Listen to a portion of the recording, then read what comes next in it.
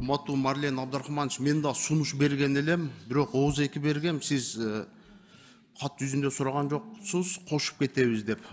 Бишкек шаарында биздин жарандар кайтыш болуп калса, түштөн кийин кайтыш болсо, моргко баргандан кийин эртеси күнү алып кетип атат да. Мен сизге сунуш бердим эле. Ошол күнү эле дежурный судмед эксперт и тергөөчү кагаз берип койсо, сойдурбай алып кетсе. Себеби баткендиктер каза болуп калса, 1,5 километрде бир сутка калып кетип атат да. Ушул киргенби? Кирген бир күндө эч кармабай түшкөн күнү ошол күнү бере берет. Биз айткан эки справканы бөлүп койгонбуз, ошодон бирден бир ошол. Биз айтып атабыз, өлдүбү? Справка о смерти дароо эле бересиң дагы, дароо эле ошол күнү жибересиң депчи. Себеби бир топ биздин жарандар кайрылып атат да. Азыр ушул боюнчадан Саламаттык сактоо министрлигинен сурап койсок болобу? Дежурный судмед эксперт иштеп дежурство болгондо успейт. Ушу боюнча сурап койсок болобу?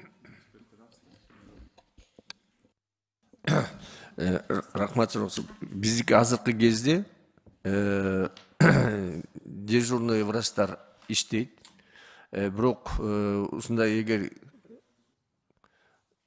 абдан керек болуп калса, биз дежурный врачтарды саат 8-тен кийин чакырып, убагында берип атабыз да.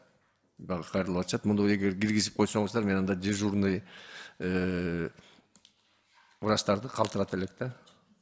Жо, негизи моргто дежурный врачтар болот да, түнү менен иштеген.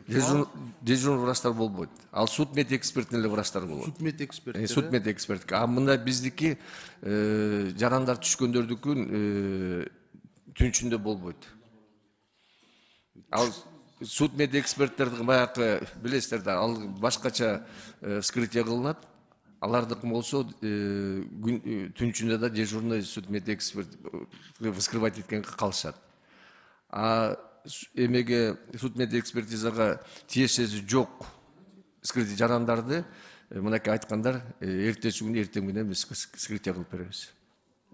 Ушул боюнчадан мыйзамга кирип калса, мыйзам кабыл алынып калса, сиздер күчөтсөңүздөр жакшы болот эле. Анан ички иштер министрлигинен да сурап койсок, Эркебек Жумабекович, сиздерде да дежурный тергөөчү справка бере алабы?